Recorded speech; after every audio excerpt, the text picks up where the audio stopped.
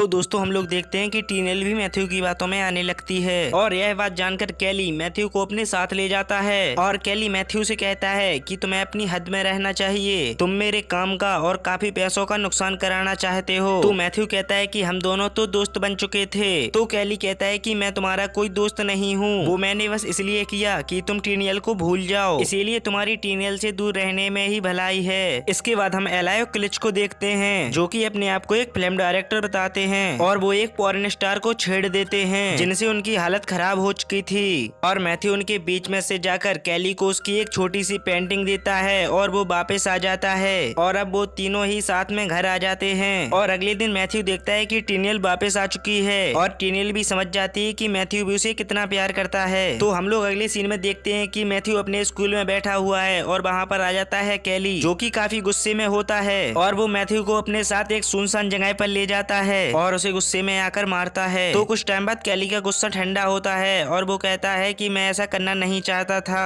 तो साथ में कैली मैथ्यू को दर्द की दवा देता है और कैली मैथ्यू से कहता है कि तुम्हें मेरा एक काम करना पड़ेगा। मेरा एक कंपटीटर है यूको जिसके घर से तुम्हें पोआ बोर्ड चुराना है जिसे मैं जीतना चाहता था। तो मैथ्यू कहता है नहीं, मैं ऐसा नहीं करूंगा क्योंकि मेरे लिए वो स्पीच जरूरी है। तो कैली कहता है क्या तुम्हें यह स्पीच डीनियल से भी जरूरी है, इसलिए तुम मेरे साथ चुपचाप चलो।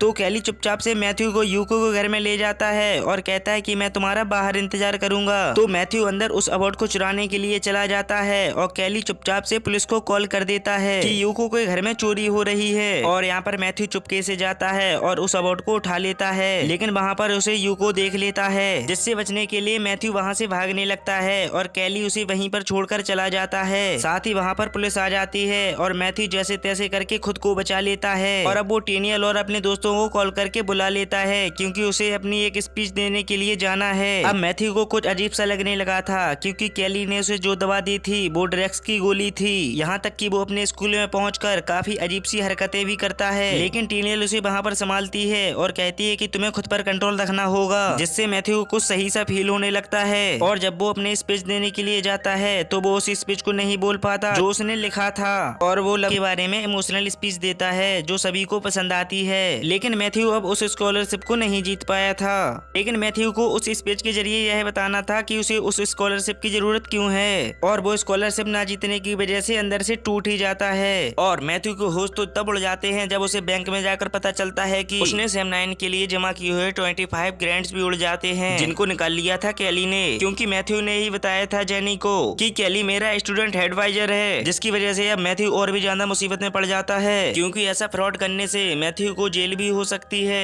और ये सब उसके साथ हुआ है। वो डीनियल के लिए एलाय को पूरी बात बताता है। वो कहता है कैली ने मेरा सब कुछ बर्बाद कर दिया है। एलाय कहता है कि चिंता मत करो, हम लोग कुछ ना कुछ तो कर ही लेंगे बिकॉज वी आर फकिंग ट्राइफो। कैली को सबक सिखाने के लिए टीनियर मैथ्यू को अपने साथ लेकर यूको के पास चली जाती है और मैथ्यू ने उसके घर में से जो चुराया था वो उसे वापस कर देता है। और मैथ्यू यूको से कहता है कि हम लोगों ने एक ऐसी फिल्म बनाने का सोचा है जिसमें आपका बहुत ज्यादा फायदा होगा, साथ ही हम आपको 50% पार्टनर भी रखना चाहते हैं जिनसे यूको उनकी बात मान जाता है, जिससे वो पॉर्न स्टार और कैमरे का भी इंतजाम कर देता है। मैथ्यू टीनियर के लिए चौड़ा है, वो चारों उन पॉर्न स्टार के साथ स्कूल के रूम में पहुंच जाते हैं क्योंकि ये सब मैथ्यू वहीं पर शूट करना चाहता है क्योंकि वो एक्टर के तौर पर लेना चाहते हैं। हंटर उसकी टीम मैथ्यू को पहले कुछ नहीं समझते थे और वो फिर उन पॉर्न स्टार को देखकर मैथ्यू से फिल्म में काम करने के लिए भी कहते हैं उसे एक मौका दे दें क्योंकि वो हमेशा से ही एक डायरेक्टर बनना चाहता था। और वो लोग जिस फिल्म को शूट कर रहे थे उसमें एक फाइनल स्टेप रह जाता है जिसमें एक्टिंग करने से सबकी फट रही थी और मैथ्यू कहता है कि मैं ये करूंगा। टीनियल के बारे में ऐसा सोचकर ऐसा करने से मना कर देता है। तो क्लिच कहता है कोई बात नहीं, मैं ऐसा करूंगा।